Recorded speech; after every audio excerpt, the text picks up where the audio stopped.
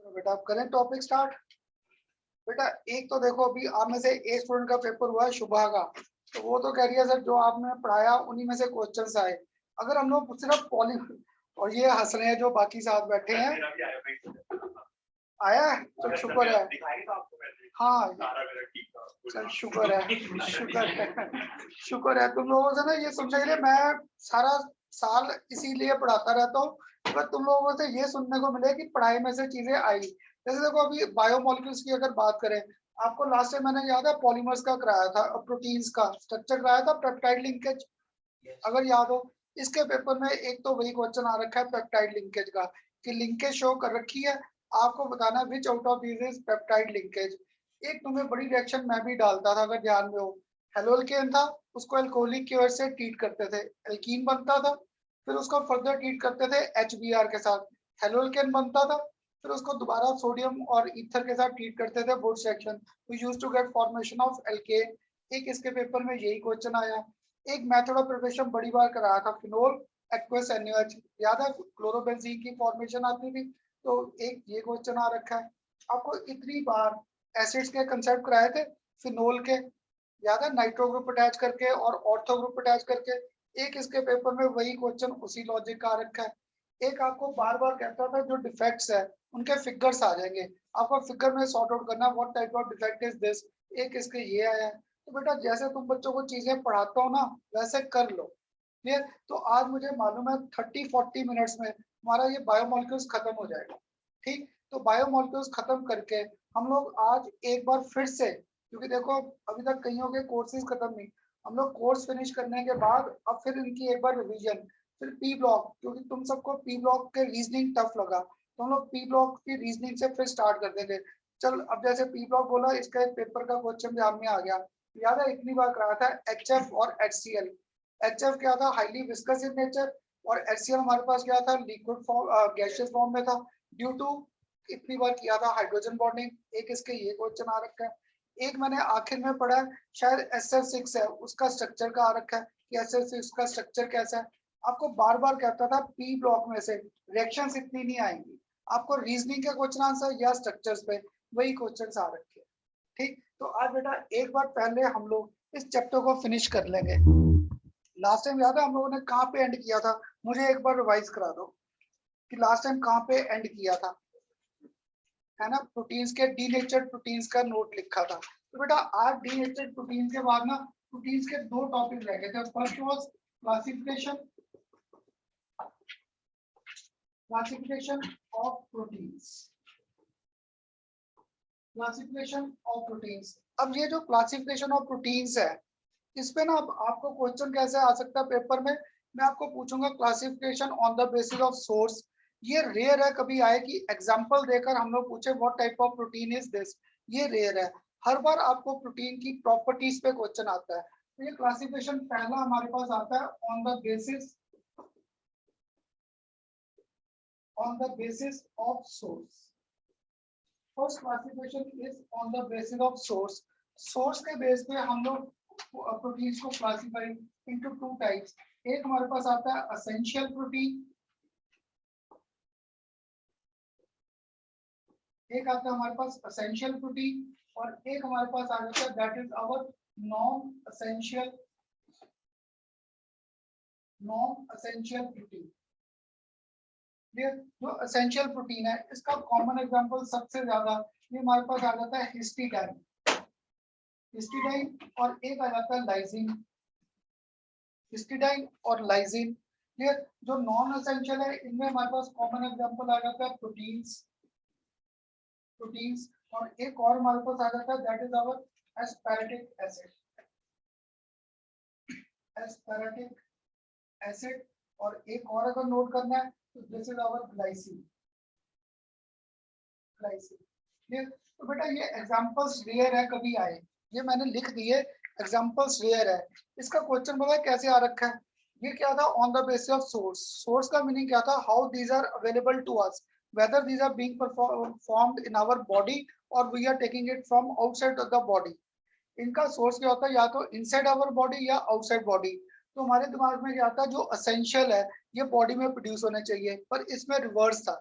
जो non essential है these are basically being produced in our body. The source of these are non-essential is in our body.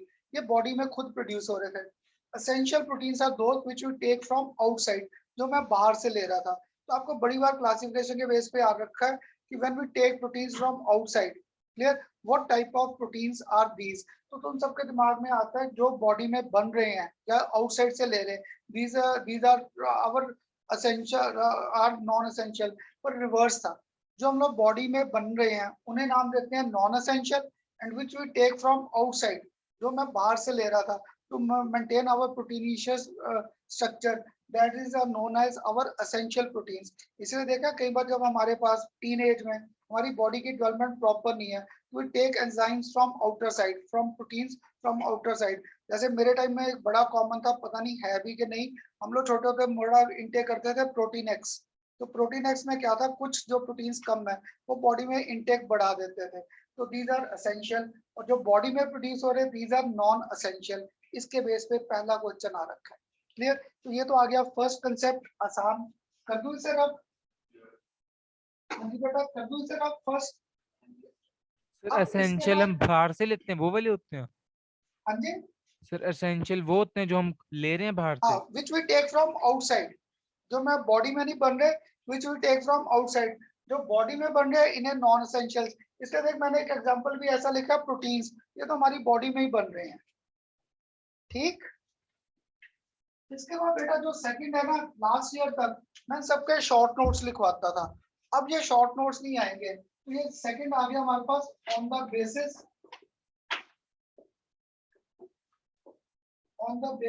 Of structure. On the basis of structure. देखो बेटा, अब जो अगर तुम्हारे paper में questions आ रहे हैं जैसे पढ़ाए हैं, तो मैंने क्या किया था, जो अब नई बुक्स आई हैं वो सारी नई बुक्स लेनी पड़ी, क्योंकि अब पुरानी बुक्स हमारे काम नहीं आ रही, क्योंकि पुरानी बुक्स में सारे क्वेश्चन सीबीएसई के जस्ट थे on the basis of subjective. Clear? पर अब ये आ गया हमारे पास एमसीक्यू बेस. तो मैंने ना आपके कुछ बुक्स ली हैं, बुक्स के साथ कुछ नेट पे भी सर्च करता रहता हूँ कैसे क्वेश्चन है. तो उनमें क्या हुआ, ये जो on the basis of structure है, मुझे कहा इनका क्वेश्चन कैसे आ सकता है. उनके क्वेश्चन सबसे आसान आ रखे हैं, इनके प्रॉपर्टीज पे आ गए कि ये जो स्ट्रक्चर्स है इनकी प्रॉपर्टीज क्या है. तो on the basis of structure we divide our proteins. First यहाँ पर आएगा, सेकंड यहाँ पर, थर्ड, और यहाँ पर हमारे पास आ जाएगा fourth. We can divide proteins on the basis of 4 types on the basis of structure. पहला हमारे पास आता है, these are primary structured, these are primary structured proteins.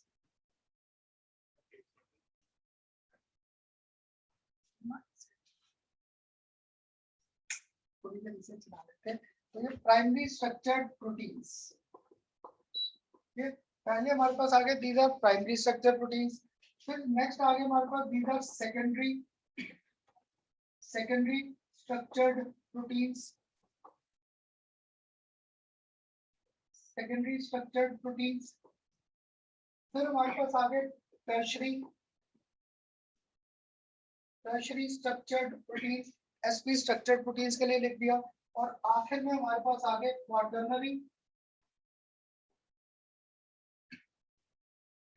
Quaternary structured proteins. Clear? एक आ गया प्राइमरी, एक आ गया सेकेंडरी, और एक नेक्स्ट आ गया टर्शरी, और आखिर में हमारे पास आ गए quaternary structured proteins. Primary structure proteins बेटा सबसे सिंपल था, जिनमें सिंपल हमारे पास क्या थी, पेप्टाइड लिंकेज. तो पेप्टाइड लिंकेज याद है हमारे पास क्या थी, आर. जब मैंने आपके साथ ये पेप्टाइड लिंकेज का क्लियर किया था, तो कार्बन अल्फा अमीनो एसिड, तो NH2 ग्रुप, इधर क्या था COH, इधर हमारे पास R, और इधर हमारे पास क्या था H. जब ये दूसरे यूनिट के साथ कंबाइन कर गया, बस अगर मैं यूनिट ऐसे दिखा देता ताकि आपको समझना आसान हो जाए. COH, यहाँ पर क्या था NH2, मैंने इसे एक और यूनिट से कंबाइन कर दिया CR, और यहाँ पर COOH, और यहाँ पर हमारे पास क्या था H. अब याद है किसी को, इधर से हमारे से क्या होता था OH, इधर से क्या होता था H बार. तो मेरे पास जो स्ट्रक्चर आया CR, यहाँ पर H, यहाँ पर क्या था NH2, यहाँ पर CONH, CR और H, यहाँ पर आ गया था COOH. क्लियर? तो अब सुबह के पेपर में ना ऐसी एक पेप्टाइड लिंकेज का स्ट्रक्चर आ रखा है. मैंने अगर आपको याद हो कहा था, इधर से H बार जाता था, क्लियर, इधर से H और इधर से बाहर क्या जाता था OH। इसके पेपर में ऐसे स्ट्रक्चर्स आ रखे, आपको आइडेंटिफाई करना है which is our peptide linkage. तो बेटा प्राइमरी स्ट्रक्चर ये था, जब सारे अल्फा अमीनो एसिड्स कंबाइन किए जस्ट इन लीनियर वे, सिर्फ एक लीनियर वे में कंबाइन किया, then these are known as our primary structure proteins. और होता क्या है, मैंने आपको लास्ट टाइम डीनेचर्ड प्रोटीन्स लिखवाया था, याद है हमारे पास ये प्रोटीन का जनरल एक फॉर्मूला था। क्लियर, हमारी बॉडी में क्या होता है, ये जो प्रोटीन्स है, अब ये हमारे पास क्या है, दीज गेट ट्विस्टेड, ये सारे ट्विस्ट करते हैं। तो जब ये ट्विस्ट करते हैं तो हमारे पास फोर्स ऑफ एक्शन बढ़ने लगते हैं। तो क्या था, सारे प्रोटीन्स जब भी टूटेंगे या डीनेचर ऑफ प्रोटीन है तो हमारी ये चेन्स टूटेंगी, सेकेंडरी की, टर्शरी की और quaternary, and we get formation of primary structure proteins. तो तुम्हारे एमसीक्यू का एक यही क्वेश्चन आ रखा था, denatured of protein can take place not in, not in. तो नॉट इन किस में होगा, सिर्फ प्राइमरी स्ट्रक्चर में, इसको हम लोग फर्दर डीनेचर नहीं कर सकते। बाकी सारे सेकेंडरी, टर्शरी और quaternary, this can be converted और degraded into our primary structure proteins. Clear, तो एक तो ये क्वेश्चन आ रखा था, ये डायग्राम तो याद करो लास्ट टाइम भी ड्रॉ कर रखा था। एक पेपर में तुम्हारा एमसीक्यू का क्वेश्चन आया, ये जो सेकेंडरी स्ट्रक्चर प्रोटीन्स है इनके एग्जांपल्स। तो इसके हमारे पास दो एग्जांपल्स है कॉमन। एक हमारे पास आता है alpha helix, alpha helix like structure, alpha helix like structure, और एक हमारे पास आता है बीटा पिलेटेड, बीटा पिलेटेड स्ट्रक्चर। क्लियर, तो बेटा लास्ट ईयर तो मैं इन सबके ना शॉर्ट नोट्स लिखवाता था, ये अल्फा हेलिक्स स्ट्रक्चर क्या है, बीटा पिलेटेड क्या है। अब इनके शॉर्ट नोट्स नहीं, तुम्हारे कंपटीशन में क्वेश्चंस आ रखे हैं, what are the types of secondary structure proteins. दो थे, एक अल्फा हेलिक्स और एक बीटा प्लेटेड। इनका अभी आपको कंसेप्ट क्लियर कर दूंगा, बस एक बार ये पूरे कर ले। अब इसमें क्या था, जब मैंने प्राइमरी स्ट्रक्चर प्रोटीन्स को ट्विस्ट किया, क्लियर, इनको मैंने ट्विस्ट किया, ट्विस्ट भी क्या किया, सिर्फ राइट हैंड साइड। क्लियर, तो तुम लोगों ने ये फिजिक्स में पक्का किया होगा थंब्स रूल। तो जब ये थंब्स रूल करते हो तो इसका मीनिंग क्या था, ये जो है फिंगर, ये राइट साइड इनवर्ड, इनवर्ड ये ऐसे राइट, सॉरी ये तो अब आपका लेफ्ट साइड घूम रहा है, तो यहाँ पे अगर ये लेफ्ट साइड घूम रहा है तो ये थंब रूल करते थे। क्लियर, तो यहाँ पे हम लोगों ने भी क्या है, राइट स्क्रू रूल फॉलो किया, इनको सिर्फ ट्विस्ट एक ही डायरेक्शन में देते हैं। क्लियर, तो that gives rise to our alpha helix structure. दूसरा क्या होता है, बीटा प्लेटेड। अब अगर मैं इन सेकेंडरी स्ट्रक्चर प्रोटीन्स को फर्दर रोटेट कर दूं, अगर मैं सेकेंडरी स्ट्रक्चर्स को फर्दर ट्विस्ट कर दूं, then we get formation of these tertiary structure proteins. तब ये टर्शरी बन जाते हैं, और टर्शरी में हमारे पास दो एग्जांपल्स आ जाते हैं, एक globular proteins, one is globular proteins, और एक हमारे पास आ जाते हैं these are fibrous proteins. Globular और फाइब्रस, जो ग्लोबुलर है बेटा, these are basically soluble in water, ये सॉल्युबल होते हैं। कैसे, सबसे कॉमन एग्जांपल हमारे पास क्या आ गया इसका, इंसुलिन। इंसुलिन, इंसुलिन जो था that was soluble in water. तो globular proteins are spherical in shape and these are insoluble in water. जो फाइब्रस है, these are not soluble in water, ये वाटर में सॉल्युबल नहीं है। तो इसका सबसे कॉमन एग्जांपल है केराटिन। केराटिन, केराटिन कहाँ होता है, इन हेयर्स, नेल्स में हमारे भी होता बालों है। में, हाँ नेल्स में, हेयर्स में, तो इनमें वी आर हैविंग केराटिन। जो केराटिन है, दिस इज वाटर इनसॉल्युबल। तो बेटा बड़ी बात, तुम्हारे टर्शरी का ये प्रॉपर्टीज पे क्वेश्चंस आ रखे हैं, ग्लोबुलर और fibrous. Globular proteins are basically circular in shape, इतना ट्विस्ट हो गया कि सर्कुलर, जब उनको फर्दर ट्विस्ट कर दिया तो we get formation of these fibrous proteins. तो जो ग्लोबुलर है, these are soluble in water, but these fibrous, these are not soluble in water. तो बेटा इसके ना आज आपको नोट्स भी शेयर कर दूंगा, उसमें मैंने ये सारा चैप्टर शॉर्ट नोट्स के बेस पे ही दे रखा है। क्लियर, आखिर में कौन सा आ गया, क्वाटरनरी। कुछ नाम से क्लियर हो रहा है, क्वाटरनरी। इसमें क्या होता है हमारे पास, इन क्वाटरनरी हमारे पास क्या होता है, ये जो प्राइमरी स्ट्रक्चर प्रोटीन्स थे इनकी हम लोग चेन्स लेते हैं। जैसे ये पॉइंट है, इस पे एक चेन ये, दूसरी चेन ये, थर्ड चेन ये और फोर्थ चेन ये कर दी। तो this was our quaternary structure protein, जहां पर मैंने प्राइमरी स्ट्रक्चर प्रोटीन्स के चार चेन्स को लाकर एक पॉइंट पे ज्वाइन कर दिया, एक पॉइंट पे ज्वाइन। तो that is known as our quaternary structured protein. Clear, तो तुम्हारे एमसीक्यू में जो मैंने क्वेश्चन पढ़े हैं वो आ रखा है कि जब इनको किया denatured, only primary structure proteins do not gate further denatured, बाकी ये सारे डी नेचर होते हैं। सेकंड आ रखा था ये सेकेंडरी स्ट्रक्चर प्रोटीन के टाइप्स, तो this was alpha helix and one was beta pleated structure. इधर टर्शरी में हमारे पास आ गया ग्लोबुलर और दूसरा कौन सा आ गया fibrous. Globular these are soluble in water, इसका सबसे आसान एग्जांपल क्या था, इंसुलिन। और आगे जो फाइब्रस है इसका कॉमन एग्जांपल क्या आ गया, keratin, mostly found in hairs. और एक लास्ट में आ गया क्वाटरनरी, वेयर सब यूनिट्स, 4 सब units get attach eight one common point, जहाँ पे कॉमन पॉइंट पे अटैच कर दिया। तो बुक में ना आपके ये क्वाटरनरी का फिगर भी यही बना हुआ है। तो बेटा आप ना जो बायो के स्टूडेंट्स है या जो बाकी, इनके स्ट्रक्चर्स के क्वेश्चन में मत जाना, स्ट्रक्चर किसी पेपर में नहीं, स्ट्रक्चर आपको ग्लूकोज और उनके फ्रक्टोज के बेस पे आएंगे, इनके ऐसे रीजनिंग के कंसेप्ट्स पे आ रखे। अब क्या था, अगर आपको ये अल्फा हेलिक्स और बीटा प्लेटेड इनके कंपटीशन में आपको स्टेटमेंट्स आ गए, तो मैंने अभी आपको टिप दिया है कि जो अल्फा हेलिक्स थे उनके रिंग लाइक स्ट्रक्चर था, उन्हें मैंने ट्विस्ट किया था। तो बेटा बड़ा कॉमन आपको ये ऐसे इनके क्वेश्चंस आ जाते हैं। सपोज मेरे पास ये ट्विस्टेड स्ट्रक्चर था, एक इधर कर दिया, एक मैंने यहाँ पे कर दिया और एक मैंने ऐसे कर दिया। क्लियर? तो तुम लोग बुक्स में देखोगे ना ये फिगर बड़े कंफ्यूज करते हैं। तो होता क्या, यहाँ पर मेरे पास सपोज पेप्टाइड लिंकेज था C double bond O N, और साथ में इधर क्या था एच, इधर भी मेरे पास क्या था एन और एच, इधर मेरे पास क्या था C double bond O. Clear? तो यहाँ पर हाइड्रोजन बॉन्डिंग का कंसेप्ट आ जाएगा। इधर नेक्स्ट मैंने NH और C डबल बॉन्ड O, इधर भी मैंने क्या कर दिया NHC डबल बॉन्ड O। तो देखो यहाँ पर मेरे पास इनमें हाइड्रोजन बॉन्डिंग के कंसेप्ट आ गए। तो क्या था, जब मेरे पास सिंगल चेन था, we were just having peptide linkage, और जैसे ही मैंने इनको ट्विस्ट किया तो इन जो एडजेसेंट आर्म्स है, CONH ग्रुप एक ऊपर भी है एक नीचे भी है, तो ऑक्सीजन और हाइड्रोजन में, H और ऑक्सीजन में हाइड्रोजन बॉन्डिंग आ जाएगी। So hydrogen bonding takes place in circular strands also. तो ये तुम्हें प्रॉपर्टीज के क्वेश्चंस आ सकते हैं कि अल्फा हेलिक्स प्रोटीन्स के प्रॉपर्टीज क्या है। तो पहला, इन्हें ट्विस्ट दिया, right hand screw. Second, we are having hydrogen bonding existing not only in our open chain but also in these circular rings. In circular strands में भी हमारे पास क्या हाइड्रोजन बॉन्डिंग का कंसेप्ट आ गया। तो ये था बेटा हमारे पास इनके कंसेप्ट। तो तुम लोग बुक में देखोगे ना इतना बड़ा फिगर बना कंफ्यूज करने के लिए, मुझे बस एक पॉइंट पर इनकी हाइड्रोजन बॉन्डिंग शो करनी है।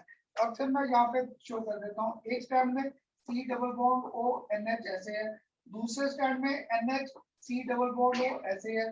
क्लियर? तो यहाँ पर hydrogen bonding comes into picture. तो यहाँ पर मेरे पास क्या हो गया C डबल बॉन्ड O, इधर मेरे पास क्या आ गया NH, इनमें हाइड्रोजन बॉन्डिंग के कंसेप्ट्स आ गए। So hydrogen bonding takes place in circular strands also. ये था अल्फा हेलिक्स। अब बीटा प्लेटेड क्या होता है बेटा, वो जस्ट प्लेट लाइक स्ट्रक्चर है, प्लेट लाइक। उसमें हम लोग क्या करते हैं, ये जो हाइड्रोजन बॉन्डिंग था इन स्ट्रैंड्स को स्ट्रेच कर दिया मैक्सिमम एक्सटेंट।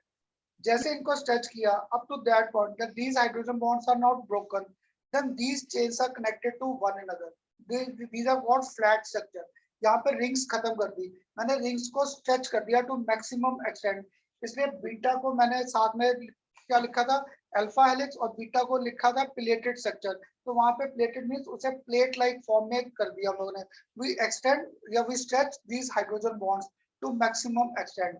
तो हो सकता है तुम्हारे पेपर में ये जो हमारे पास दोनों थे अल्फा हेलिक्स और बीटा प्लेटेड स्ट्रक्चर्स, इनकी प्रॉपर्टीज का डिफरेंस आ जाए।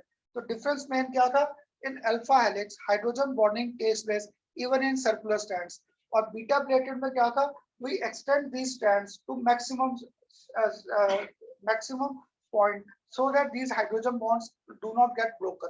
क्लियर? फिर दोनों चेन्स को आपस में कनेक्ट कर दिया, that gives us beta pleated structure. तो बेटा अब इसके साथ देखो हमारे पास कार्बोहाइड्रेट्स, दूसरा प्रोटीन्स का पूरा टॉपिक खत्म हो गया। दो टॉपिक्स खत्म। अगर ये दो टॉपिक्स खत्म, अब बस हमारे पास यहाँ पर इस बार CBSE के बेस पे बेटा, इसलिए मैं CBSE कह रहा था क्योंकि अभी तुम्हारा CBSE का पेपर है। कंपटीशन से पहले ना हमारा chemistry in everyday life next में भी है। तो विटामिन की जो डेफिशिएंसी है वो वहां पर भी है, मेडिसिन की डेफिशिएंसी या बॉडी में जो एंजाइम की कमी है उनके कारण जो डिजीजेस है वो वहां पर भी आ जाएंगी। हमारा इस चैप्टर का लास्ट टॉपिक जो था that was study of our nucleic acids. Nucleic acids, तो न्यूक्लिक एसिड्स में ना 2 या 3 साल से आपके सीबीएसई में बड़ी बार डिफरेंस आ रखा है बिटवीन डीएनए एंड आरएनए, और कंपटीशन में भी तुम्हारे डीएनए और आरएनए के बेस पे स्टेटमेंट्स के क्वेश्चंस आ जाते हैं, difference on the basis of sugar या on the basis differentiate between them.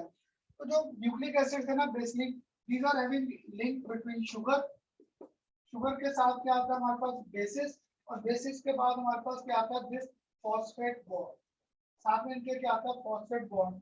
ये हमारे न्यूक्लिक एसिड्स का जनरल फार्मूला है। ये इनमें we are having sugar, we are having bases and we are having phosphate linkage, P double bond O और OH phosphate linkage. ये तीन चीजों का कॉम्बिनेशन था, शुगर, बेस और फॉस्फेट बॉन्ड। फॉस्फेट बॉन्ड सब में कॉमन है। क्लियर? हम लोग न्यूक्लिक एसिड को दो को डिटेल में स्टडी करते हैं, दो को डिटेल में, एक हमारे पास आएगा डीएनए और एक हमारे पास आएगा RNA. DNA stands for deoxyribose, deoxyribose nucleic acid, ribose nucleic acid, and this stand for our ribose nucleic acid। ये डीऑक्सीराइबोस न्यूक्लिक एसिड, एक हमारे पास क्या राइबोस न्यूक्लिक एसिड। तो पता क्या इनके डिफरेंसेस याद करने क्या, मुझे भी जब मैं नया नया पढ़ाता था मुझे खुद भूल जाता था कि इनके बेसिस को कैसे डिफरेंशिएट करें। तो मैं यहाँ पर बेसिस को पहले थोड़ा सा एक्सप्लेन कर दूं। हमारे पास क्या basically we are having two types of bases. Clear? तो जो बायो के स्टूडेंट है शायद पढ़ रखा होगा, एक हमारे पास क्या होते हैं प्यूरिन्स और एक हमारे पास क्या होते हैं पिरिमिडीन। तो बेटा कोई इसको पिरिमिडीन बोल देता है, कोई पिरिमिडाइन बोल देता है, तो ये प्रोनाउंसिएशन में मेरे साथ मत जाना इसके। एक प्यूरिन्स और एक क्या था पिरिमिडीन्स। प्यूरिन्स में हमारे पास दो है कॉमन। क्लियर? यहाँ पर एक हमारे पास आता है एडिनाइन, एडिनाइन, और दूसरा हम भी गोनाइन, GUANININE। कोई इसको गेनाइन बोल देता है, कोई गोनाइन बोल देता है। क्लियर? तो एडिनाइन और गोनाइन। यहाँ पर जो हमारे पास है पिरिमिडीन्स, ये हमारे पास तीन है, थ्री। एक आ जाता है साइटोसाइन, दूसरा आ जाता है हमारे पास थाइमिन, और एक हमारे पास आ जाता है आखिर में यूरासिल। क्लियर? तो बेटा ये मुझे ना एक स्टूडेंट का फोन आया था, ये देखो सीटीयू मुझे याद नहीं रहते थे, जब से मैंने ये short form I CTU, cytosine, thymine और साथ में क्या आ गया यूरासिल, तो मुझे उस स्टूडेंट का फोन आया था, खन्ना सर आपका वो सीटीयू का क्वेश्चन आ गया, तुम बच्चे इसको बना लेते थे चंडीगढ़ ट्रांसपोर्ट अंडरटेकिंग, क्योंकि वो गवर्नमेंट स्कूल में जब जाते हो बसेस में तो सीटीयू बसेस, तो 2 साल कहता खन्ना सर बड़ा गए तो आपने सीटीयू उसने बना लिया था इसका चंडीगढ़ ट्रांसपोर्ट अंडरटेकिंग। क्लियर? तो हमारे पास ना डीएनए और आरएनए को डिफरेंशिएट करने के लिए ये कॉम्बिनेशन थे एडिनाइन और पिरिडीन के। इनको मैं और क्या कर देता हूँ शॉर्ट फॉर्म। एडिनाइन को देखो मैं रिप्रेजेंट कर सकता हूँ ए के साथ, ए9 को जी के साथ, इसे सी, इसे टी और इसे यू कर सकता था इनके साथ, ताकि मुझे इनको डिफरेंशिएट करना क्या हो जाए आसान। क्लियर? तो अब अगर मैं इन दोनों के बेस पे, इस टेबल के बेस पे आपके साथ डिफरेंशिएट करता बिटवीन डीएनए एंड आरएनए, मैंने यहाँ पर लिख दिया आपके साथ डीएनए, यहाँ पर मैंने आपके साथ लिख दिया आरएनए। तो डीएनए में हमारे पास शुगर कंटेंट, शुगर हमारे पास कौन सा था डी ऑक्सी राइबोस, और आरएनए में हमारे पास शुगर कंटेंट कौन सा था that was simple ribose. Clear? Second difference आ गया on the basis of this basis हमारे पास कौन से थे, एक प्यूरिन, क्लियर, और दूसरा मेरे पास कौन सा था पिरिमिडाइन।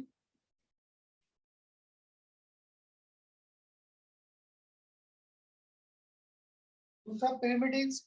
अब जो हमारे पास बेटा प्यूरिन्स है ये दोनों में कॉमन है, दोनों में कॉमन क्या है, यहाँ पर ये कौन सा है एजी। क्लियर? और यहाँ पे पहले दो कौन से लिखे मैंने पिरिमिडिन, या तो सी टी, तो यहाँ पर सी और साथ में क्या आ गया टी, तो एडिनाइन, वेनाइन, साइटोसाइन और साथ में कौन सा आ गया थाइमिन।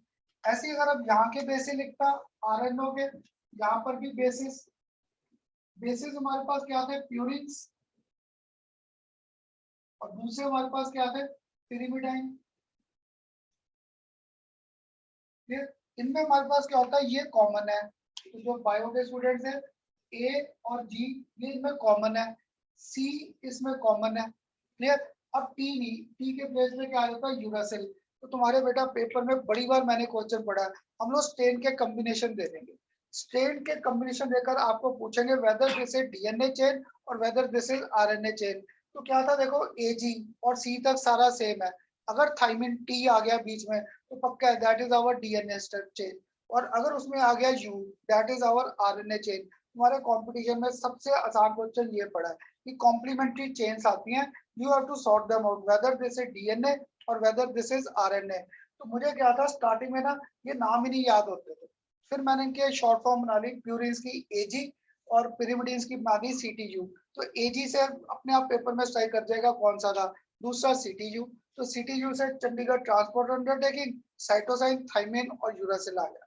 और कॉम्बिनेशन बनाने आसान कैसे, एजी दोनों में कॉमन है, इसमें हमारे पास सीटी आ गया और इसमें हमारे पास आ गया सीयू, इससे इन दोनों को डिफरेंशिएट करना आसान।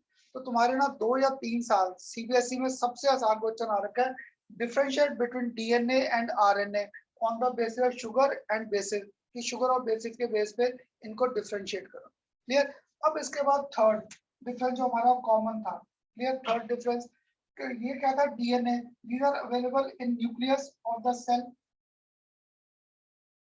these are found in the nucleus of our cell। Clear. और ये जो थे RNA these are found in cytoplasm, these are found in cytoplasm of cell। तो बड़ी बार आपको इनके अकरेंस पे आ जाता है, DNA these occur in nucleus and these occur in cytoplasm of the cell। तीन डिफरेंस।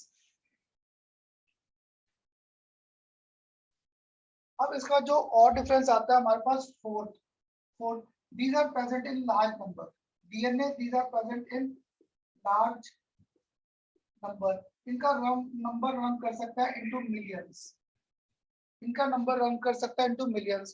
तो मिलियंस के कंपैरिजन में RNA these are available in short range, these are available in short range mostly 25,000 to कितना आ जाता है around about 40,000, ये 25 से लेकर 40,000 के बीच में रहते हैं। और एक जो लास्ट डिफरेंस सबसे मेन था डीएनए का, तो आपको मालूम होगा, होता नहीं हम लोग जब कभी कोई डिजीज हो तो हमें डॉक्टर पूछता ना, जैसे सपोज शुगर का ही अगर शुगर है तो पूछते ना घर में किसी और को शुगर है, क्योंकि शुगर जो है that is mostly hereditary, that means अगर एक जनरेशन में हो गया तो हो सकता है नेक्स्ट जनरेशन में भी शुगर के चांसेस होने के ज्यादा है। तो जो डीएनए है these are responsible for transfer of, these are responsible for transfer of hereditary characters, for transfer of hereditary characters। These are responsible for the transfer of hereditary characters। और जो आरएनए है these are responsible for synthesis of proteins, these are responsible for the synthesis of proteins। Clear. तो paper में ना आपको ये DNA और RNA के ऐसे स्टेटमेंट्स पे क्वेश्चन आते हैं, जैसे मेरे शिवा अभिषेक कह रही थी कि इसके पेपर में डीएनए और आरएनए का डिफरेंस आ रखा था on the basis of these basis. तो एक में क्या था थाइमिन और एक में क्या था यूरासिल। तो ये याद नहीं रहता, कोई जरूरत भी नहीं है, बस ये याद कर लो प्यूरिन्स और पिरिमिडिन्स, एजी और साथ में क्या सीटीयू, एजी से एडिनाइन और गेनाइन और ये सीटीयू से बन गया साइटोसाइन, थाइमिन और यूरासिल। पहले में एजी और सीटी और दूसरे में आ गया एजी और साथ में सीयू। इससे हमारे पास डीएनए और आरएनए का कंसेप्ट हो जाएगा। क्लियर। तो पेपर में आपको इनके डिफरेंसेस के बेस पे क्वेश्चंस आ सकते हैं। तो अब बताओ मेरे साथ यहाँ पे न्यूक्लिक एसिड्स का भी कंसेप्ट क्लियर। एक सिर्फ विटामिन जो है बेटा वो यहाँ से डिलीट हो गए, क्लियर, पर वो हमारे केमिस्ट्री इन एवरीडे लाइफ में आ जाएंगे, डेफिशिएंसी ऑफ एंजाइम्स या प्रोटीन्स के बेस पे वो वहाँ पे टॉपिक कवर करेंगे, क्योंकि दोनों में कॉमन है। पर नोट्स में मैंने आपको विटामिन की डेफिशिएंसी के दे रखे हैं सारे। क्लियर। अब बताओ इससे आपको कहता था ना 1.5 लेक्चर सारा लगेगा, ये चैप्टर हमारा खत्म हो जाएगा। क्लियर। हाँ जी सबको क्लियर बेटा। सॉरी यार मैं चैप्टर बार बार खत्म हो बीच गया। में, हाँ ये चैप्टर पहले ही तुम्हें कहा था 1.5 लेक्चर मुश्किल से लगता है, तो ये सबने नोट कर लिया था। सॉरी मैंने पूछा नहीं, मुझे होता ये मैं खुद ना इस टॉपिक से बोर हो जाता हूँ, इसमें कुछ समझाने का नहीं है। हाँ जी,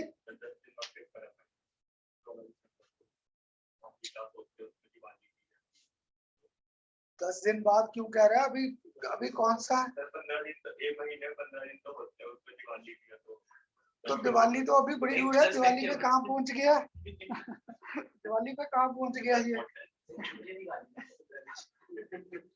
अभी कौन सा मंथ चल रहा है? तो 10 दिन ये इसका क्या करूं मैं? नहीं नहीं, तुम ये अभी देख, अक्टूबर, नवंबर और दिसंबर, तो व्हाट्सएप पे सेंड करना, तो व्हाट्सएप पे सेंड करना। और तूने तो मुझे डाल दिया 10 दिन बोलकर, मैं डर गया। मैं कहा मैं ये महीना भी अक्टूबर चल रहा है कि नवंबर भी खत्म हो रहा है। तो बेटा अपने पास इतना टाइम पड़ा, आराम से तुम्हारा जो टॉपिक्स थे, एक तुम लोग ना मुझे जो कह रहे थे खन्ना सर पी ब्लॉक, देखो रिवीजन सारी करेंगे, क्लियर। ऑर्गेनिक के तो 2 चैप्टर्स अभी कवर किए, तो मेरी क्या रहेगा, आपको थोड़ा सा मेथड बता दूं। तो आज पता नहीं वो अभी ऑनलाइन आई है कि नहीं। मन्नत, मन्नत तेरे एक चैप्टर इनसे अलग आना है, मेटलर्जी का। मन्नत फोन कर दो।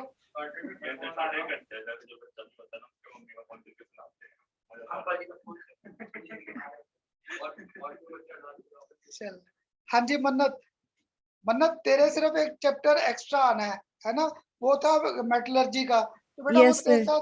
तेरे साथ मैं वो लेक्चर शेयर कर दूंगा, वो भी ऐसे ही बायोमोलिक्यूल्स जैसे ही है। आज शुरू किया, नेक्स्ट लेक्चर खत्म, वो मैं तेरे साथ लेक्चर शेयर कर दूंगा, ठीक है? Okay sir. आज बेटा आपके साथ एक बार फिर से हम लोग स्टार्ट करेंगे रिवीजन, और रिवीजन स्टार्ट करेंगे पी ब्लॉक से, क्लियर? क्योंकि सॉलिड स्टेट सॉल्यूशन तुम सबके अभी पेपर्स में आगे हटा है, तो हम लोग स्टार्ट करेंगे रिवीजन पी ब्लॉक। तो पता क्या, एक मिनट, तो हम लोग पी ब्लॉक की रिवीजन कैसे करेंगे? पी ब्लॉक के सारे हम लोग जो क्वेश्चन आंसर करेंगे, अभी देखो आप सबने पेपर्स दिए स्कूल में, है ना? या तो रीजनिंग के क्वेश्चन आंसर, या फिर क्या आते हैं इनके स्ट्रक्चर्स पे, हाइब्रिडाइजेशन के बेस पे, क्लियर, या काउंटिंग ऑफ बॉन्ड्स के बेस पे। तो बेटा यहाँ पर आज हम लोग पी ब्लॉक की रीजनिंग के क्वेश्चन आंसर को वापस डिस्कस करेंगे। तो सिर्फ मैं रिएक्शंस नहीं करूंगा, क्योंकि रिएक्शंस बोरिंग सी लगती है मुझे भी। तो रिएक्शंस एटलीस्ट आप सारे स्टूडेंट्स सबने लेक्चर्स लगाए हैं, क्लियर? रिएक्शन मैंने आपको नोट्स में जितनी करा रखी है, लेक्चर में जितनी रिएक्शन करा दी, उनसे ज्यादा और करने की कोई जरूरत नहीं है। पेपर में वो भी पता नहीं आएंगी कि नहीं आएंगी, क्योंकि मोस्टली पी ब्लॉक में से रीजनिंग के क्वेश्चन आंसर, अगर हम लोग सीबीएसई के पेपर की बात करें पिछले 3 या 4 साल में, बेटा 2 बार तो पूरे क्वेश्चन सिर्फ रीजनिंग के और स्ट्रक्चर्स के आए हैं। वहां पे आपको ये क्वेश्चंस आए ही नहीं रिएक्शंस के। और जब कंपटीशन में आता है बेटा, रिएक्शन पूरी नहीं आती, वहां पे सिर्फ प्रोडक्ट्स को आइडेंटिफाई करना आ रखा है कि आइडेंटिफाई मेजर प्रोडक्ट्स फॉर्म या माइनर प्रोडक्ट्स फॉर्म, ऐसे करके उनके स्ट्रक्चर्स के क्वेश्चंस आए। जैसे अभी तुम्हारे पेपर में ही आया था किसी के जीनोन F6, उसकी हाइड्रोलिसिस की, याद है? वो रिएक्शंस मैंने करा रखी है, क्लियर? तो रिएक्शन में आपको साथ साथ बता दूंगा कि इस टॉपिक में से ये रिएक्शंस करने हैं, ठीक? और हम लोग रीजनिंग के और इनके सारे स्ट्रक्चर्स के क्वेश्चंस को डिस्कस करेंगे। तो आज आपके साथ रिवीजन स्टार्ट कर रहा था of our P block, clear? आज से रिवीजन स्टार्ट होगी ऑफ आवर पी ब्लॉक। किसकी? इसके मैं पहले एक बार सेंड कर दूं, एक बार तुम्हें असाइनमेंट सेंड कर दूं, क्योंकि मैंने आज नोट्स अपलोड नहीं किए, ठीक है? वो सेंड कर दूं, उसके आंसर मैंने साथ ही फिर मेंशन अगली क्लास से कर लेंगे रिवीजन। इसलिए इसलिए मैंने वहां पे ना आपको सेंड भी कर रखे हैं, वहां पे आंसर भी साथ सेंड कर रखे हैं, ठीक? तो आज हमें ना स्टार्ट करना था revision from our P block. 11th 12th class में हमारे पास एक 15 ग्रुप है, एक 16, एक 17 और एक हमारे पास 18। इसमें याद करो हमारे पास आ गया था नाइट्रोजन, फास्फोरस, आर्सेनिक, एंटीमनी और बिस्मथ, क्लियर? नेक्स्ट नाइट्रोजन का ऑक्सीजन, सल्फर, सेलेनियम, टेलुरियम और इधर आ गया था पोलोनियम, फिर पोलोनियम। और इधर 17 में हमारे पास आ गया फ्लोरीन, क्लोरीन, ब्रोमीन, आयोडीन और यहाँ पर आ गया एस्टेटीन। इधर हमारे पास आ गया था helium, neon, organ, krypton, xenon और इधर हमारे पास आखिर में आ गया रेडॉन, क्लियर? इन तीनों को हम लोग कंसिडर नहीं करते, क्योंकि ये तीनों क्या थे? रेडियोएक्टिव एलिमेंट्स, तो ये तीनों तो हो गए हमारे बाहर, क्लियर? अभी देखो जो मेरे इसके पेपर का क्वेश्चन ध्यान में आ रहा है, इसके एक क्वेश्चन आ गया HF और HCl का, याद है आपको शुरू से कराता था, पहला element always shows abnormal behaviour as compare to remaining elements.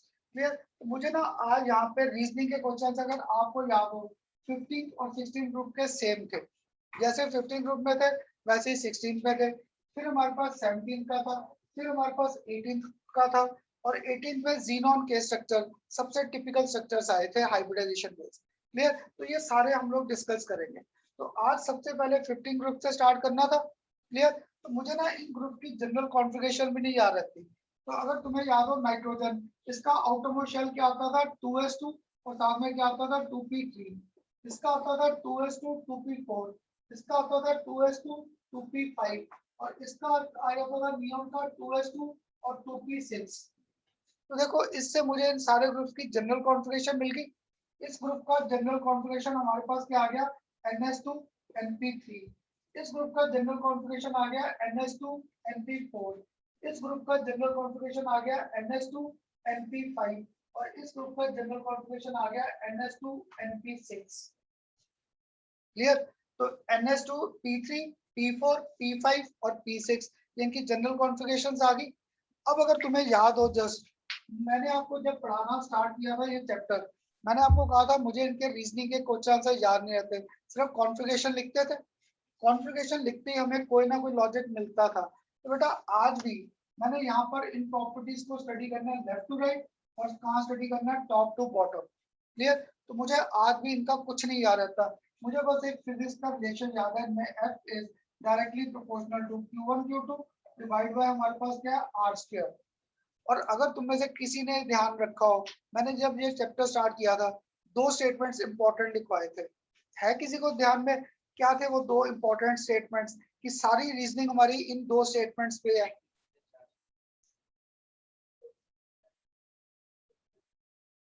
चलो अब दोनों ने एक पॉइंट को कंबाइन कर दिया, न्यूक्लियर चार्ज और फोर्सेस ऑफ अट्रैक्शन के बेस पे। तो वहां पे मैंने आपको फर्स्ट स्टेटमेंट लिखवाया था, magnitude of effective nuclear pull on the outermost electron increases और डिक्रीजेस। क्लियर? एक स्टेटमेंट ये लिखवाया था, नोट्स में देखना first, magnitude of effective nuclear pull on the outermost electron either it increases और आइदर इट डिक्रीजेस, एक ये। और सेकंड कहता था जहां पे एबनॉर्मलिटीज आ गई, जहां पे एबनॉर्मलिटीज आ गई वहां पे किसको पकड़ते थे, repulsive forces.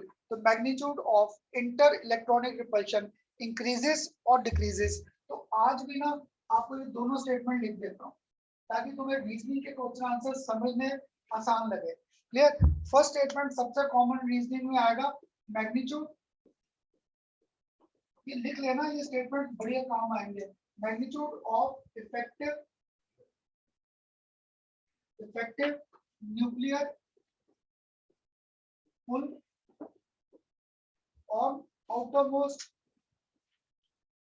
on outermost electron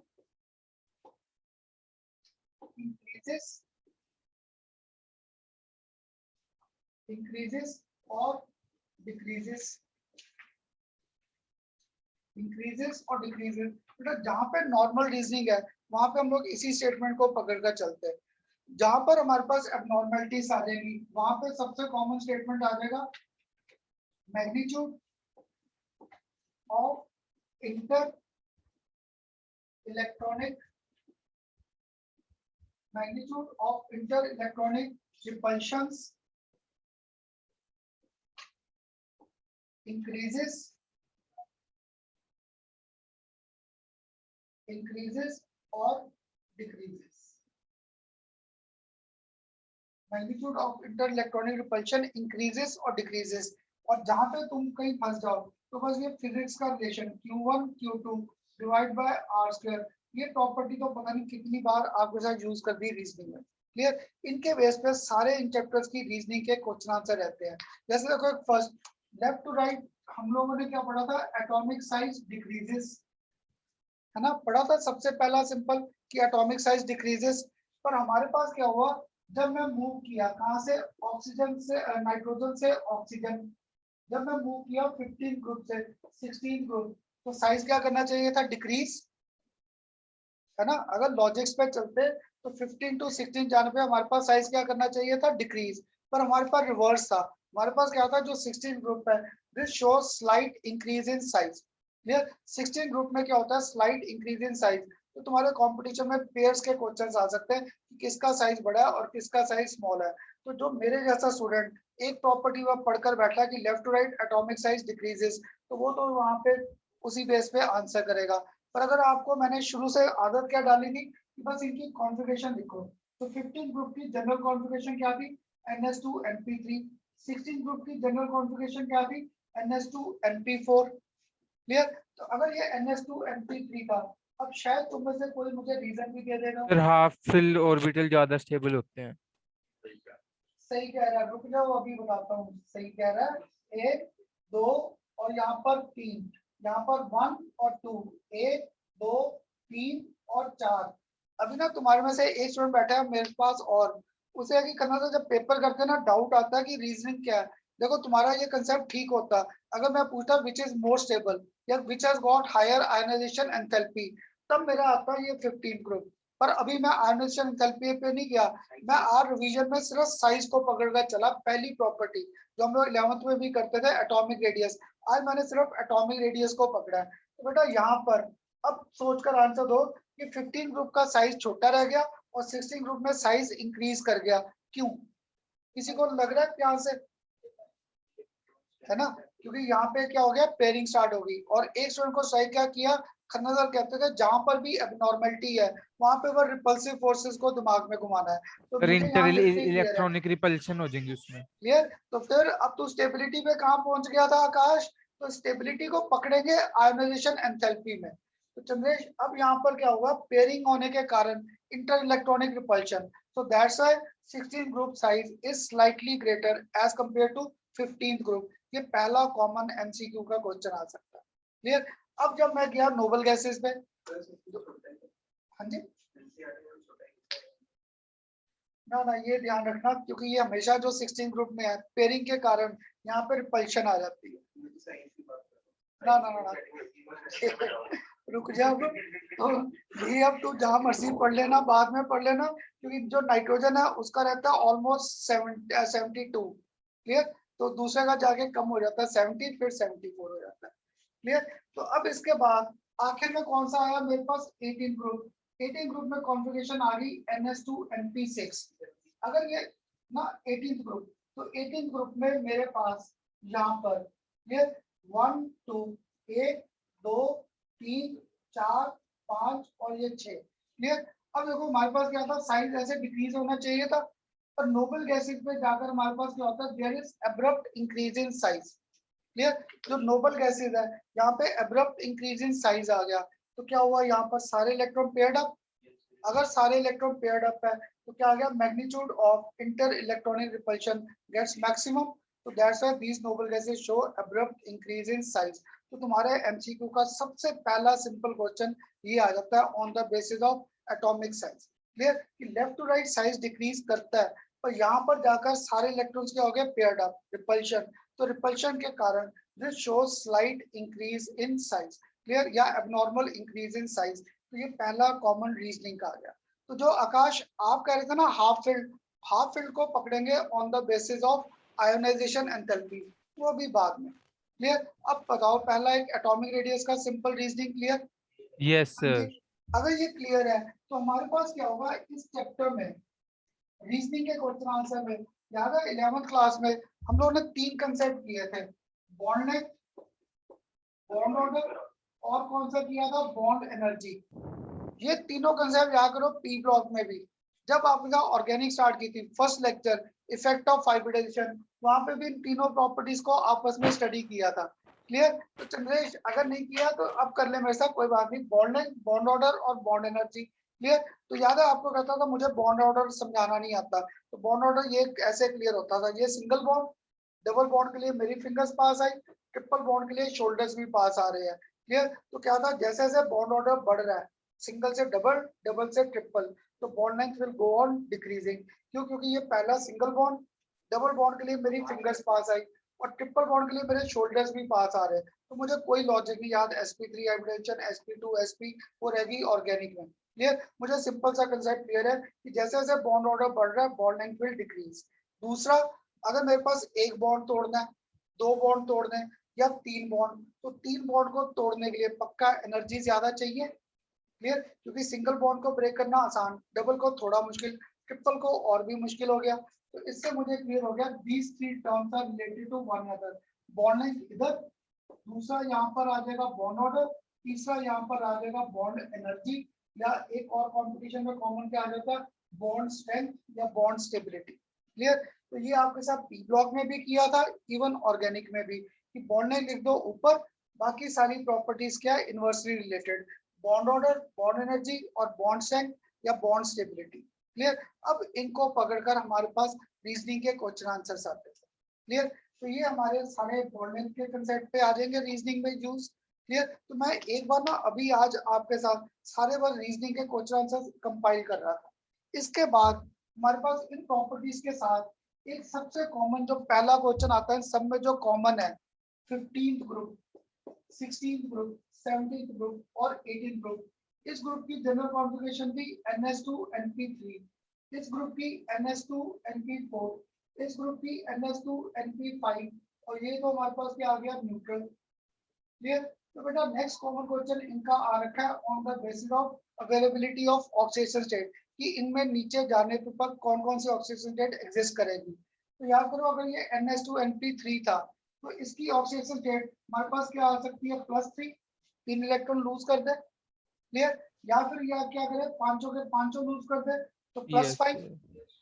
ऐसे ही जो नेक्स्ट है इसकी कॉमन ऑक्सीडेशन स्टेट आ सकती है मेरे पास +2 और +2 और +6, Yes, sir. 6 के 6, और यहाँ पर मेरे पास क्या आ सकती है ऑक्सीडेशन स्टेट, या यहाँ एक पर गेन कर ले। +5, या फिर हमारे पास क्या आ सकती है +7, clear. Yes, sir. Common 3 electron lose कर दे, डुप्लेट कंप्लीट। तो यहाँ पे देख 2 ना, 3 और 2 5, यहाँ पे क्या हुआ, पहले 2 लूज किए तो +2, अगर 6 के 6 लूज किए तो +6, सॉरी यहाँ पे मैंने ये आपको +4, क्लियर। और यहाँ पे नेक्स्ट मेरे पास क्या आ गया, +5 और एक हमारे पास क्या आ गया, +7, +7. ये आ गया। अब थोड़ा सा ध्यान से देखो, इनमें डिफरेंस +2, इसमें भी डिफरेंस +2, इसमें भी डिफरेंस +2 का है, Yes, sir. क्लियर। तो सबसे कॉमन क्वेश्चन क्या आता है, अगर मैं इस ग्रुप को पकड़ कर चलूं, बिस्मथ है लास्ट एलिमेंट, तो bismuth could exist as BiCl3 और this could exist as BiCl5, clear. इससे पहला ग्रुप 15 ग्रुप से पहले 14 था, तो 14th 11th क्लास में किया था, दैट वाज आवर NS2NP2। एक हमारे पास क्या था, NS2NP1, क्योंकि बेटा मुझे साथ में कंपटीशन का भी ध्यान रखना था। तो ये जो NS2NP1 है, कौन सी थी, boron family, boron, aluminium, gallium, indium और थेलियम। तो इसका कॉमन एग्जांपल क्या आता है, थेलियम Cl, या क्या आता है, थेलियम ट्राइक्लोराइड। इसका लास्ट एलिमेंट क्या था, कार्बन, सिलिकॉन, जर्मेनियम, टिन और लेड। इसमें हमारे पास आ जाता है PbCl2 और इसमें आ जाता है हमारे पास PbCl4। बेटा ये आपके पेयर्स में कितनी बार क्वेश्चंस आए, ये 3 क्वेश्चन सबसे कॉमन है, thallium chloride, thallium trichloride, PbCl2, PbCl4, bismuth trichloride और बिस्मथ पेंटाक्लोराइड। इनका आता है which of these are available to us in nature as such, कि नेचर में हमारे पास कौन अवेलेबल है। तो देखो लॉजिकली अगर मैंने यहाँ पर क्या था, 3 इलेक्ट्रॉन बार किए तो इसका डुप्लेट कंप्लीट था, अगर मैंने पांचों बार कर दिया ऑक्टेट कंप्लीट, तो लॉजिकली हमारे पास क्या था, यहाँ पर ये ऑक्सीडेशन स्टेट, ये ऑक्सीडेशन स्टेट और ये ऑक्सीडेशन स्टेट स्टेबल होने चाहिए थे, है ना। लॉजिकली हमारे पास क्या था, यहाँ पे +5 को क्या होना चाहिए था, स्टेबल, क्योंकि ऑक्टेट कंप्लीट था। पर याद है जैसे जैसे हम लोग डाउन द ग्रुप जाते थे, कौन से ऑर्बिटल पिक्चर में आते हैं, डी और एफ। डी और एफ का शील्डिंग इफेक्ट क्या था, पुअर। अगर शील्डिंग इफेक्ट पुअर है आफ्टर लूजिंग दीज 3 इलेक्ट्रॉन्स, जब इन्होंने 3 इलेक्ट्रॉन लूज कर दिए, now remaining 2 electrons are tightly held by the nucleus due to poor shielding of D and F orbital. और जैसे जैसे मैं प्रोटी टेबल के नीचे जा रहा हूँ तो मेरे पास डी के साथ साथ कौन सा ऑर्बिटल आ जाता है, F. So this effect dominates, clear. तो these 2 electron do not take part in the reaction, जब ये 2 इलेक्ट्रॉन रिएक्शन में पार्ट नहीं ले रहे, याद है इसको बड़ा सा नाम क्या दिया था, this was known as our lone pair effect. Inert pair effect. चल एक नाम तूने बोल दिया लोन पेयर इफेक्ट, और एक इसे नाम क्या दिया था, इनर्ट पेयर इफेक्ट। तो अब तुम्हारे पेपर में ये लोन पेयर इफेक्ट और इनर्ट पेयर इफेक्ट एक्सप्लेन करना नहीं आएगा, क्लियर, इसका एक्सप्लेनेशन नहीं आएगा, पर आपको ये बड़ा कॉमन क्वेश्चन है कि जैसे जैसे we are moving down the group, why +3 oxidation state becomes more stable as compared to +5, या which is more predominant in nature। तो predominant नेचर में क्या हो गया +3, इधर नेचर में हो गया +2, और इधर नेचर में अवेलेबल हो गया +1। तो तुम्हारे कंपटीशन का सबसे आसान क्वेश्चन ये पेयर्स आ जाएंगे। क्लियर, इन पेयर्स को सॉर्ट आउट करो which are easily available to us in nature. तो क्यों अवेलेबल है? Due to this lone pair effect, because after removing these 3 electrons, now remaining 2 electrons are being tightly held due to poor shielding effect of d and f orbital। तो एक student कहता है Khanna sir starting में क्यों नहीं कहा? क्योंकि starting में क्या था, मेरे पास पहले एलिमेंट के बाद याद करो d ऑर्बिटल ही नहीं है। जैसे जैसे नीचे गए d ऑर्बिटल आया, और जैसे सबसे नीचे गया 6th पीरियड और 7th में, 11th क्लास में किया था 6th पीरियड में 4f की फिलिंग, और 7th में फिलिंग आ जाती है 5f की। तो वहां पे 4f और 5f, तो that mean poor shielding effect dominate कर गया। That's why these oxidation state get more stable और easily available in nature। तो तुम्हारा नेक्स्ट कॉमन क्वेश्चन साइज के बाद अगर कोई आएगा तो that is on the basis of this lone pair effect और इनर्ट पेयर इफेक्ट। इसके बेस पे कोई ना कोई क्वेश्चन पेपर में आ जाता है। क्लियर? अब बताओ बेटा, पी ब्लॉक को स्टार्ट करने से पहले रीजनिंग के मैंने थोड़े से आपके 11th के कंसेप्ट पहले रिवाइज किए। तो एक बॉन्ड लेंथ का कंसेप्ट कर दिया क्लियर, उसके बाद ऑक्सीडेशन स्टेट के कंसेप्ट क्लियर कर दिए। अब इनके रीजनिंग के क्वेश्चन से पकड़े एक एक फैमिली करके। अब ये क्लियर सबको, इनर्ट पेयर इफेक्ट आ गया ध्यान में? हाँ जी, हाँ जी, आ गया सबको ध्यान में इनर्ट पेयर? Yes sir. चलो अगर ये अब ध्यान में आ गया, अब फर्स्ट फैमिली को अगर पकड़े रीजनिंग के क्वेश्चन आंसर्स के बेस पे, 15th ग्रुप में याद है, अगर मैं सारे हाइड्राइड्स बना दूं तो ammonia, nitrogen, phosphorus, arsenic, antimony, और आगे कोई कौन सा आ गया मेरे पास, बिस्मथ हाइड्राइड। तो ये फर्स्ट, ये सेकंड, ये थर्ड, ये फोर्थ और ये फिफ्थ आ गए। क्लियर? तो बेटा आपके कंपटीशन में क्वेश्चन पढ़ोगे ना, सबसे ज्यादा ऐसे ये आएंगे 15 ग्रुप के हाइड्राइड्स, और ब्रैकेट में आ जाएगा arrange them on the basis of atomic size, on the basis of their bond length, on the basis of thermal stability, on the basis of their basic nature, या on the basis of their bond angle. ऐसे questions आते हैं इनके hydrides के base पे। तो जब hydrides के बेस पे आए, आज मैंने सबसे पहला सिंपल पकड़ा अरेंजमेंट या इफेक्ट ऑन बॉन्ड लेंथ। पहला आज रीजनिंग का सबसे आसान क्वेश्चन पकड़ लिया, पेपर में आ रखा था तीन पांचों को अरेंज करो on the basis of their bond length. तो अगर बॉन्ड लेंथ के बेस पे आया तो मैंने इन्हें अरेंज भी कर दिया, फर्स्ट, सेकंड, थर्ड, फोर्थ और फिफ्थ। क्लियर? मैंने इनको अरेंज भी कर दिया आपके लिए। आप बताओगे मैंने ये जो ऑर्डर दिया है ये increasing order of bond length था या डिक्रीजिंग? इंक्रीजिंग। अब देखो यहाँ पर हाइड्रोजन फिक्स है ना, तो मैं तुम्हारी जेल में फंस कैसे जाता था, बुक में ये ऐसे लिखा है तो हम लोग क्या पढ़ने लगते थे, ऐसे लेफ्ट टू राइट। क्लियर? तो मुझे याद है जब मैंने नया नया लेक्चर लिया था, बिल्कुल नया पढ़ाना स्टार्ट किया था, तो नेक्स्ट डे मुझसे एक स्टूडेंट ने आगे पूछा था, खन्ना सर आपने गलत पढ़ा दिया या बुक में गलत दिया है? क्योंकि उस स्टूडेंट ने क्या किया, इसको वो लेफ्ट टू राइट प्रॉपर्टीज के बेस पे पढ़ने लगा। तो बेटा तब मैं भी नया नया पढ़ा रहा था, एक बार तो मैं भी टेंशन में आ गया कि शायद पूरा लेक्चर गलत चला गया मेरा। क्लियर? पर फिर जब बाद में मेरे ध्यान में आया, उससे पूछा, वो इसको पढ़ रहा था लेफ्ट टू राइट। ये लेफ्ट टू राइट नहीं है, ये बेसिकली क्या टॉप टू बॉटम है। अमोनिया, इसके नीचे फॉस्फेट, फिर आर्सेनिक, फिर एंटीमनी, फिर बिस्मथ है। क्लियर? तो नीचे जाने पे साइज क्या होता था, बड़ा। हाइड्रोजन फिक्स है, तो पक्का है this was our increasing order of bond length. अब जो तुम्हारे एमसीक्यू के क्वेश्चन चेक किए, तुम लोग क्या ये फैक्टर गलत लगा देते हो? मुझे बताओगे कौन सा सिंबल यूज करूं, ऊपर वाला या ये नीचे वाला? फिर ऊपर वाला। है ना, तो ये मेरे पास increasing order of bond length आ गया, पहला सबसे आसान case, arrangement on the basis of their bond length. Clear? अब इस बॉन्ड लेंथ के बाद सेकंड, क्लियर, सेकंड अब मैंने पकड़ा effect on thermal stability, effect on thermal stability. Clear? अगर अब थर्मल स्टेबिलिटी है, तुम लोग बताओगे यहाँ पर मेरे पास एक बॉन्ड NH का है, एक बॉन्ड मेरे पास किसका, बिस्मथ और H का। क्लियर? आपको कौन लग रहा है थर्मली स्टेबल? है ना। देखो मैंने थोड़ा सा ध्यान से देखो, NH की बॉन्ड लेंथ स्मॉल दिखाई है, बिस्मथ और H की बॉन्ड लेंथ क्या दिखाई है, बड़ी। तो ये अभी मैंने जो इमेज लिखा था बॉन्ड लेंथ, और इधर मैंने क्या लिखा था, बॉन्ड एनर्जी, दोनों टर्म्स को रिलेट नहीं कर दिया। क्लियर, कि अगर इसकी बॉन्ड लेंथ स्मॉल है तो require more energy to break this bond, अगर एनर्जी ज्यादा चाहिए तो मींस ये थर्मली स्टेबल हो गया। इसलिए आपको मैंने कहा था पेपर में कभी थर्मल स्टेबिलिटी ना आया, आगे मुझे खन्ना आपका पढ़ाई में से नहीं आया, पेपर में आ गया explain on the basis of bond stability. Clear, तो मींस क्वेश्चन वही है, बस थोड़ा सा स्टेटमेंट घुमा दिया।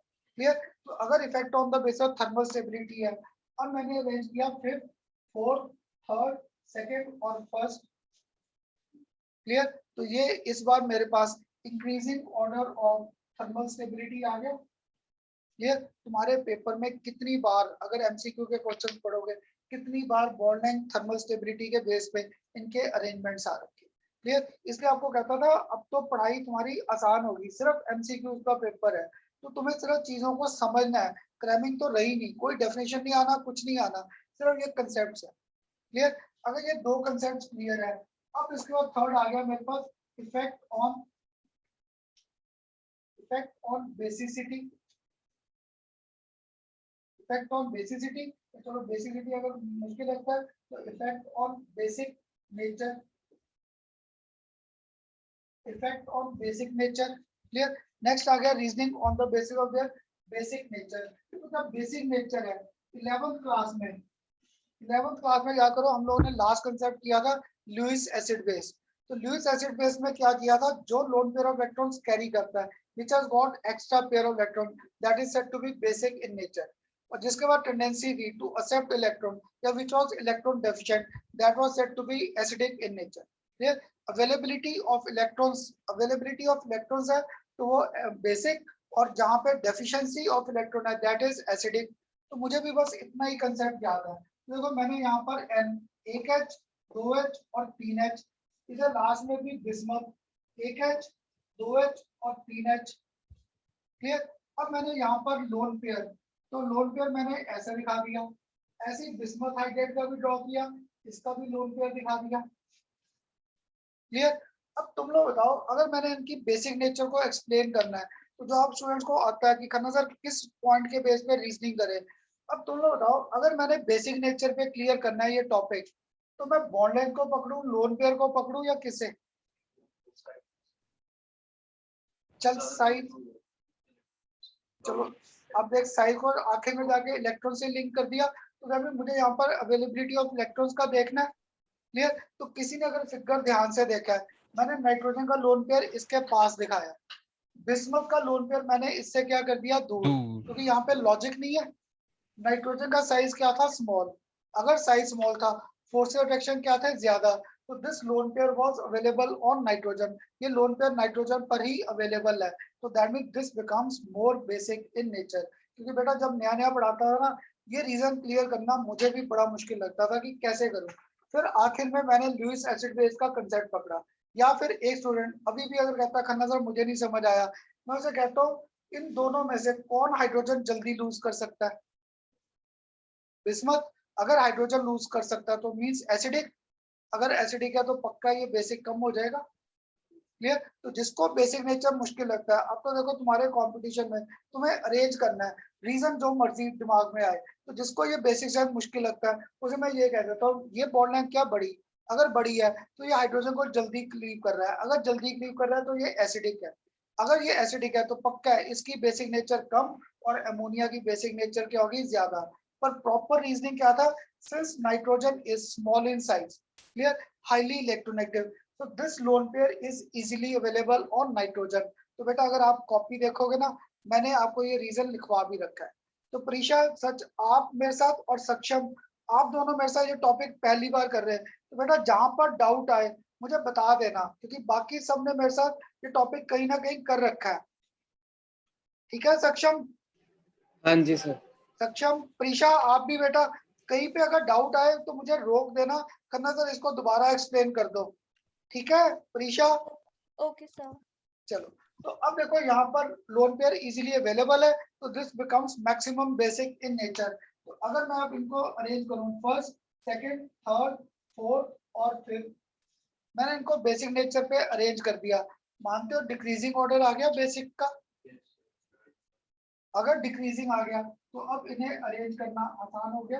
ये तुम्हारे पेपर में कितनी बार आया कि arrange them on the basis of their basic nature. Clear? तो अब बताओ ये 3 रीजनिंग के क्वेश्चन आंसर क्लियर? हाँ जी क्लियर। अगर ये 3 क्लियर है, अब इनको थोड़ा सा अगर मैं अब इकट्ठा करना शुरू करूं, क्लियर? फोर्थ में फोर्थ, अब अगर मैं कर दूं इफेक्ट ऑन एसिडिक स्ट्रेंथ, अगर मैं इनको नेक्स्ट अरेंज कर दूं on the basis of acidic strength, अगर एसिडिक स्ट्रेंथ पे करूं तो यहाँ पर मेरे पास क्या है? फर्स्ट, ये सेकंड, ये थर्ड, ये फोर्थ और ये फिफ्थ। मान जाओगे एसिडिक स्ट्रेंथ का ये ऑर्डर? Yes sir. हाँ सर जी क्योंकि मान लास्ट जाओगे। वाले की सबसे अब ज्यादा अगर लंबी बॉन्ड लेंथ है तो एच। हाँ गुड, तो बिस्मथ एच का बॉन्ड लेंथ बढ़ा तो it can liberate hydrogen easily, तो पक्का इसकी एसिडिक नेचर ज्यादा आ गई। तो बेटा तुम्हारे सीबीएसई के पेपर में तो ना यहाँ तक रीजनिंग के इसके ब्रेक लग सकती है। नहीं तो कंपटीशन तक हम लोग सबसे ज्यादा क्वेश्चन किस पे डाल देते हैं? ऑक्सीडाइजिंग पावर और रिड्यूसिंग पावर। क्लियर? तुम लोग कोई भी पेपर उठाओगे ना कंपटीशन का, आपको ऑक्सीडाइजिंग और रिड्यूसिंग पावर पे पक्का आएंगे। तो अब तुम लोग मुझे सोचकर आंसर दो, मैं भूल गया पढ़ाते पढ़ाते कि इन दोनों में से किसकी रिड्यूसिंग पावर ज्यादा होगी?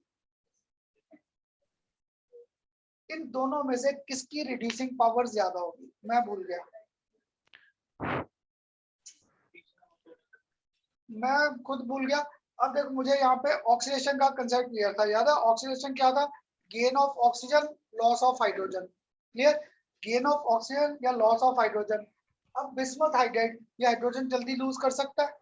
अगर लूज यस कर सर। सकता है, ऑक्सीडेशन, जो चीज यस ऑक्सीडाइज सर। होती है, याद है वो ऐड क्या करता था? Reducing agent. Reducing this agent. Bismuth hydride has got maximum reducing power. तो तुम लोग बेटा कंपटीशन का उठाओगे ना पिछले 7-8 साल का, 3-4 बार तो क्वेश्चंस आए हैं on the basis of their oxidising और रिड्यूसिंग पावर। क्लियर? तो मुझे बस ऐसे ना ऑक्सीडेशन रिडक्शन याद करो कितनी बार किया मुझसे। एक स्टूडेंट कहता करना सर आपके साथ तो किया नहीं, इलेक्ट्रोकेमिस्ट्री जब स्टार्ट किया था आपके साथ, वो चाहे हमारा नेक्स्ट सेमेस्टर पेपर चला गया, पर तुम्हारे साथ तो इलेक्ट्रोकेमिस्ट्री कर रखा है, वहां पे ऑक्सीडेशन रिडक्शन क्लियर किया था। Oxygen O, gain of oxygen, तो बाकी सारी चीजें क्या थी? लॉस में। तो अगर ये हाइड्रोजन लूज कर रहा है, ऑक्सीडेशन, जो चीज ऑक्सीडाइज हो रहा है that is acting as reducing agent. तुम लोग बेटा कोई भी कंपटीशन का पेपर उठाओ, ऑक्सीडाइजिंग रिड्यूसिंग पावर या तो आइडेंटिफाई करने या फिर ऐसे अरेंज करने आते ही आते हैं। तो पेपर में क्या होगा, यहाँ पर सीबीएसई तक मोस्टली ये है, कंपटीशन में आ जाएगा arrangement on the basis of reducing power, arrangement on the basis of reducing power.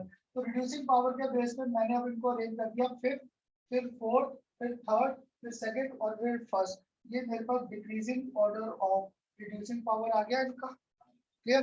तो अब देखो अगर पेपर में इसका रीजन करना है, क्लियर? किसी को करना सर वैसे तो ये रीजन आएगा नहीं, अगर किसी ने रीजन करना है तो आसान नहीं हो गया, since bismuth hydrogen bond length is maximum, so hydrogen can be liberated easily, so this can get oxidized।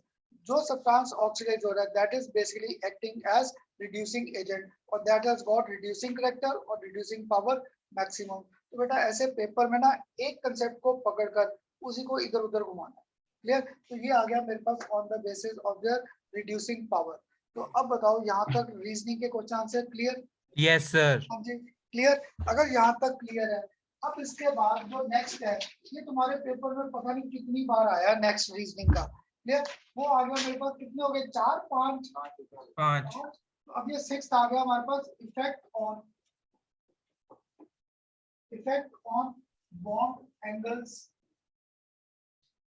Effect on bond angles.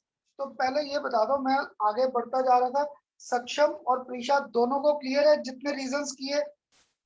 सक्षम, हाँ जी सक्षम क्लियर है? हाँ जी प्रीशा क्लियर है? Yes sir. चल चल, अगर ये क्लियर है तो अब नेक्स्ट आ गया हमारे पास इफेक्ट ऑन बॉन्ड एंगल। तो बॉन्ड एंगल के लिए भी मैंने यहाँ पर इनके फिगर ड्रॉ कर दिया है, एच एच एच और लोन पेयर। इधर मैंने लास्ट केस बिस्मथ ड्रॉ कर दिया, एच एच और एच और लोन पेयर। क्लियर? मुझे देख इतना क्लियर था, अमोनिया और बिस्मथ से क्लियर हो जाएगा, क्योंकि बाकी सारे तो बीच में घूम रहे हैं। तो मुझे ना एक स्टूडेंट क्या करता है कि पेपर में बॉन्ड एंगल याद करके बैठ गया, मुझे तो बॉन्ड एंगल आज तक नहीं याद है इनके। क्लियर? तो पेपर में कभी भी बॉन्ड एंगल्स का क्वेश्चन ऐसे नहीं आएगा, अरेंज करना आता है इंक्रीजिंग ऑर्डर या डिक्रीजिंग ऑर्डर। क्लियर? तो मुझे भूल गया, इनका एक ही कंसेप्ट याद है, इन सबका बॉन्ड एंगल 109 डिग्री 28 मिनट से तो कम होगा, है ना? क्यों? क्योंकि अगर ये लोन पे यूज में आ जाता है NH4+, तो हाइब्रिडाइजेशन क्या आ जाती है sp3, तो sp3 का हमारे पास क्या आ जाता है bond length, that was bond angle 109 degree 28 minute. तो एक ना तुम्हारा दोस्त अभी बैठा है जो ग्रुप में, अक्षर, वो पेपर देकर आया था, तो उसमें एक क्वेश्चन यही आ रखा था NH3 से NH4+। अगर मैं NH3 से NH4+ जा रहा था, तो तुम लोग बताओ कोई हाइब्रिडाइजेशन चेंज है इसमें? हाइब्रिडाइजेशन चेंज पूछा है मैंने, NH3 से NH4+, नहीं ना, क्योंकि दोनों में sp3 है। एक अक्षर तेरे पेपर में यही क्वेश्चन था, और मैं तेरे सारे सॉल्व करके बैठा था और तू आया नहीं। ये हाल है तुम बच्चों का। सर वो सर और पता नहीं। इसने ना मुझे रात को मेरे सॉरी क्या सर। कब पेपर डाल दिया, खन्ना मैं पेपर देकर आया हूँ, मैं बड़ी टेंशन में हूँ, और मैं इधर करके बैठा हूँ कि आएगा तो इसको देना है, मैं सारे वो फोटोग्राफ में कॉपी में करके बैठा हूँ कि ये आए तो बताऊं, और ये हालत तेरा, तेरी को ना पकड़ के पिटाई कर दो। Sorry sir. हाँ, और 2 बजे से मैं वेट कर रहा हूँ, अभी आ रहा है, अभी आ रहा है।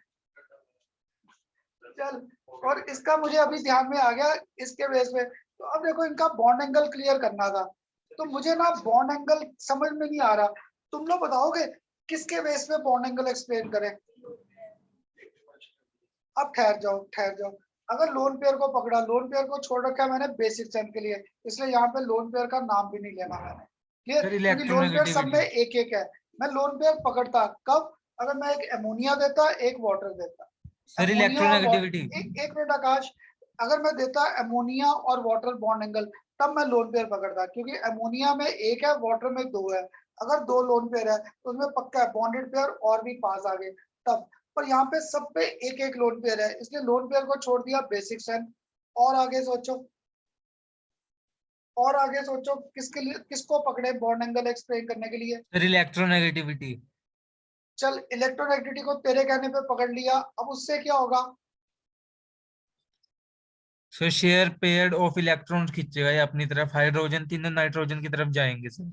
चल, गुड मींस गुड, अगर ऐसे आंसर दे रहा है गुड, क्योंकि आप देखो नाइट्रोजन का साइज क्या था, स्मॉल। अगर साइज स्मॉल है तो हाईली इलेक्ट्रोनेगेटिव। अगर ये इलेक्ट्रोनेगेटिव है, मुझे एक्सप्लेन क्या करना है, बॉन्ड एंगल। तो बॉन्ड एंगल कहाँ घूम रहा है हमारा, इधर घूम रहा है, तो इधर करने के लिए मुझे बॉन्डेड पेयर को एक्सप्लेन करना पड़ेगा। तू ना माइक बंद रखा है अगर आकाश, तो माइक बंद रखा है अगर आकाश। मैं नहीं था सर। अब देख यहाँ पर मेरे पास नाइट्रोजन था, इसका साइज स्मॉल, हाईली इलेक्ट्रोनेगेटिव, तो इसके शेड पेयर ऊपर चले गए, तो इसके शेड पेयर कहाँ पहुंच जाएंगे, यहाँ पर। क्लियर? बिस्मथ, अभी जो गौरव आप कह रहे थे इलेक्ट्रोनेगेटिविटी कम, तो इसके शेड पेयर कहाँ घूम रहे होंगे, इधर। क्लियर? तो अब देख जितने ये पेयर ऊपर जाएंगे, ऊपर जाके रिपल्शन बढ़ेगी, अगर रिपल्शन बढ़ेगी तो बॉन्ड एंगल भी ज्यादा हो गया, तो आपने बिस्मथ का कहा था। क्लियर? तो अमोनिया का बॉन्ड एंगल क्या हो गया, सबसे ज्यादा। तो तुम्हारे पेपर में कितनी बार ये आ रखा है, arrangement on the basis of bond angle. फिर रिपीट कर देता हूँ बेटा, अगर किसी को मुश्किल लगा, ये यहाँ पर क्या था, नाइट्रोजन है, यहाँ पर क्या था, H, तो नाइट्रोजन का साइज स्मॉल, हाईली इलेक्ट्रोनेगेटिव, तो ये शेड पेयर ऊपर भाग गए। अगर ऊपर भागे तो जितने ऊपर जाएंगे रिपल्शन ज्यादा, तो बॉन्ड एंगल क्या हो गया, ज्यादा। यहाँ पर बॉन्ड एंगल क्या होता जाएगा, कम, क्योंकि रिपल्शन कम है, तो these bonded pair start moving close. तो पक्का है मेरे पास फर्स्ट, सेकंड, थर्ड, फोर्थ और फिफ्थ, तो bond angle goes on decreasing, इनमें बॉन्ड एंगल कम होता जाएगा।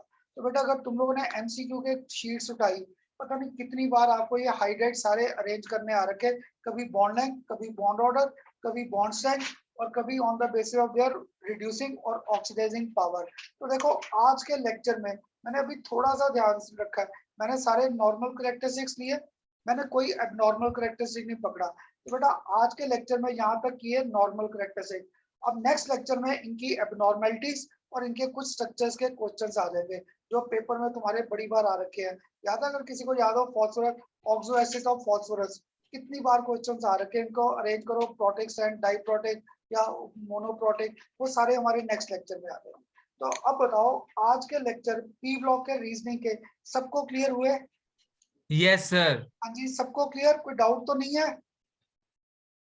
हाँ जी, क्लियर करोगे? तो अब बेटा नेक्स्ट लेक्चर में इसी टॉपिक को आगे, और मैं आपको ना वो असाइनमेंट आज डाल दूंगा बायोमोलिक्यूल्स की, वो विद आंसर है, उनके आंसर भी साथ ही दे रखे, ताकि तुम लोग प्रैक्टिस करो, उनमें कुछ समझाने का है नहीं। फिर भी कोई मुश्किल लगा नेक्स्ट लेक्चर उसे डिस्कस करके फिर पी ब्लॉक करेंगे आगे, ठीक? Thank you sir. ओके जी, मन्नत कोई डाउट तो नहीं है? कर दूं close? No, sir. Thank you, sir. चल ओके जी।